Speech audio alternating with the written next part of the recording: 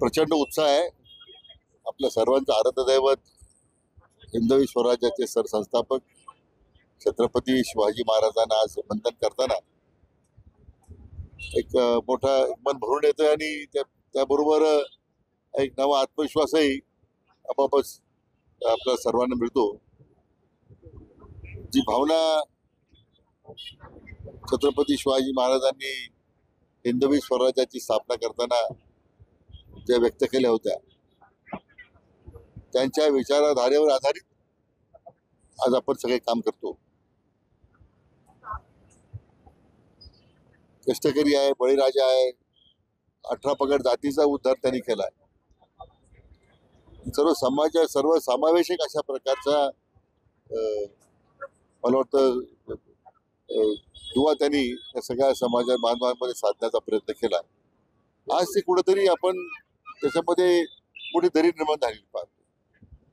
आज या शिवजयंती निमित्तानं मला एवढंच आव्हान आहे सगळ्यांना की शिवरायांचा जो विचार आहे तो आपल्या मनाशी बाळगून आपण सामाजिक एकतेचा आपण या ठिकाणी आपण विचार केला पाहिजे. आमचं महायुती सरकार छत्रपती शिवाजी महाराजांच्या विचारावर सातत्यानं काम करतोय आणि त्यामुळं सरकार मिळालं जे यश आहे ते हे छत्रपती शिवाजी महाराजांच्या विचारात यश आहे असं मी मानतो. तर आपण बघितलं तर छत्रपतींच्या विचारावरती बाळासाहेब ठाकरेंनी शिवसेनेची स्थापना केली. मात्र एकनाथ शिंदे ठाकरेंपासून बाजूला गेले. नंतर आजही अनेक जण पक्ष सोडून जात आहेत आणि संजय राऊत म्हणतात की हे सगळे फितूर आहेत. काय वाटतं? सध्या शिवसेना प्रमुख बाळासाहेब ठाकरे यांनी जी विचारधारा वर आधारित शिवसेनेची स्थापना केली तो मी म्हटल्याप्रमाणे छत्रपतींचा विचारच त्यांनी घेतलेला होता आणि त्या विचाराची फारकत करण्याचं काम उद्धव ठाकरे किंवा त्याच्या सहकार्याने 2019 मध्ये केले आपण पाहतो. हिंदुत्वाची फारकत घेतल्यानंतर ही जी फितुरी कोणी केलेली आहे या लोकांनी केलेली आहे आणि या गद्दारांना राज्याच्या जनतेनं या निवडणुकीत धडा शिकवलेला आहे. आपण जर बघितलं तर राज्यभर अतिक्रमण काढण्याची मोहीम मोठ्या प्रमाणामध्ये सुरू आहे. जिल्ह्यामध्ये देखील अनेक रस्त्याच्या कडेचं किंवा गावांचं अतिक्रमण काढलं जातं. मात्र यामध्ये जर बघितलं तर इतर जिल्हा मार्ग, नंतर तो जिल्हा मार्ग होतो, नंतर राज्य मार्ग होतो, नंतर महामार्ग होतो. त्याचे नियम बदलतात. मात्र अधिकृत जी जागा असते ज्या जागा मालकाची त्याला मात्र त्याचा मोबदला मिळत नाही आणि त्याला अतिक्रमित ठरवलं जातं. खरं अतिक्रमणाचा प्रश्न अतिशय जटिल होत चाललेला आहे. वाढत्या लोकसंख्येचा परिणाम आहे, वाढत्या शहरीकरणाचा परिणाम आहे.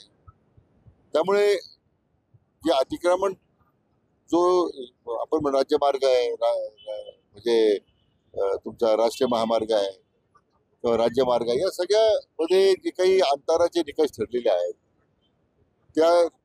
ते पूर्वी होते पण त्यावेळी कोणी लक्ष दिलं नाही, अतिक्रमण झाले. पण अतिक्रमण काढून लोकांना विस्थापित करणं हे अंतिम ध्येय नाही आहे. त्यांचं पुनर्वसन झालं पाहिजे या दृष्टीने मी प्रयत्न करतो.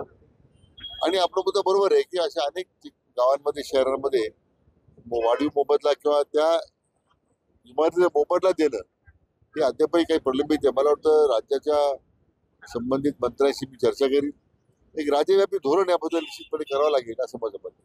आपण बघितलं तर अप्पर तहसील कार्यालयाची अनेक ठिकाणी मंजुरी किंवा संगमनेर मध्ये जोरव्यामध्ये अप्पर तहसील कार्यालय होत आहे. मात्र असं चर्चा सुरू आहे की हायकोर्टाने याला स्थगिती दिली आहे.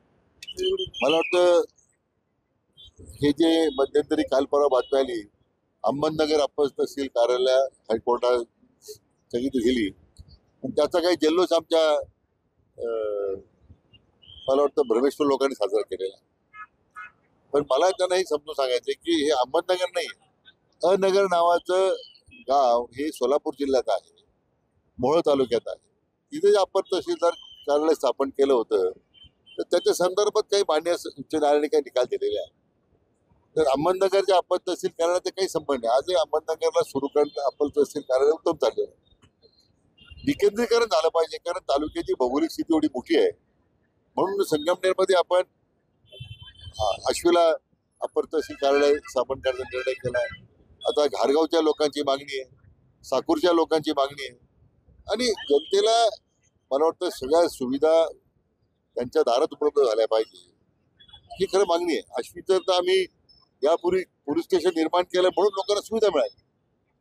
परंतु वर्षानुवर्ष तालुक्यामध्ये ज्यांनी भ्रष्टाचार निर्माण केलाय, तालुक्यामध्ये दहशतीचं वातावरण निर्माण केलंय, आता लोकांनी दहशत या विधानसभेला झुगारून दिली.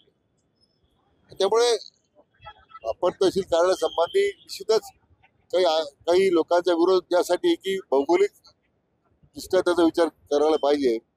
म्हणून आता शासन स्तरावर आता आपण त्यांना आदेश दिलेले आहे माननीय जिल्हाधिकाऱ्यांना की भौगोलिक मंडळाची रचना करून, मंडळाची पुनर्रचना करून जी भौगोलिक संलग्नता असेल त्या गावांना घ्यावं. ते भौगोलिक संलग्नतेतून त्यांच्यावर अन्याय होतो आज इकडे जोडल्यामुळे त्यातून वगळावं. पण मला वाटतं याच्यावर विनाकारण आता मी म्हटल्याप्रमाणे भरमीचे आहे लोक आहेत, त्यांना पराभव पचवता येत नाही. स्वतःच्या अस्तित्वाची लढाई काही ना काही मुद्दे जे आहेत ते मुद्देच नाही आहेत ते उपस्थित करून लोकांची दिशाभूल करण्याचा प्रयत्न करतात. परंतु आपण तहसील कार्यालय करताना कोणत्याही घटकाला, कोणत्याही गावाला त्याच्या भौगोलिक संलग्नतेच्या विरोधात जाऊन काही निर्णय होईल असं अजिबात नाही. त्या सगळ्या ग्रामस्थांच्या भावनेचा निश्चितपणे आदर होईल. शिर्डीमध्ये लुटीच्या उद्देशाने झालेल्या हल्ल्यामध्ये 2 जणांना जीव गमवावा लागला, त्यानंतर गुन्हा देखील दाखल झाला. मात्र याबद्दल काहीतरी एक धोरण निश्चित करणं गरजेचं. शिर्डीमध्ये पूर्णतः गुन्हेगारीचं उच्चाटन करण्याची कार्यवाही सुरू आहे. हे फुलांच्या मध्ये सुद्धा मुळे गुन्हेगारी मध्यंतरी वाढत, आपण ती फुल विक्री जी आहे आता ती मध्यंतरी आता बंदी घातली होती.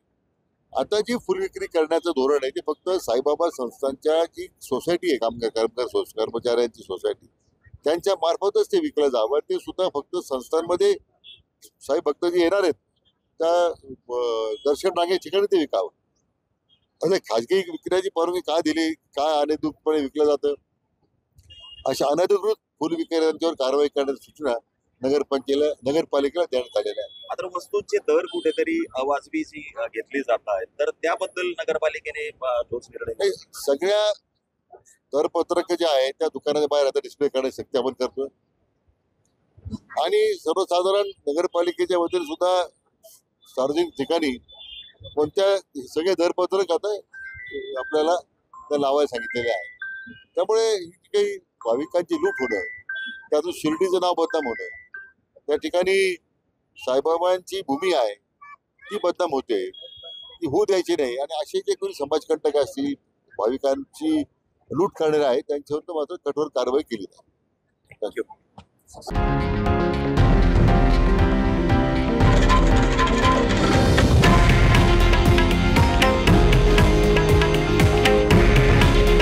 हे आहे देशातील नंबर 1 न्यूज नेटवर्क आणि आपण पाहत आहात TV9 मराठी.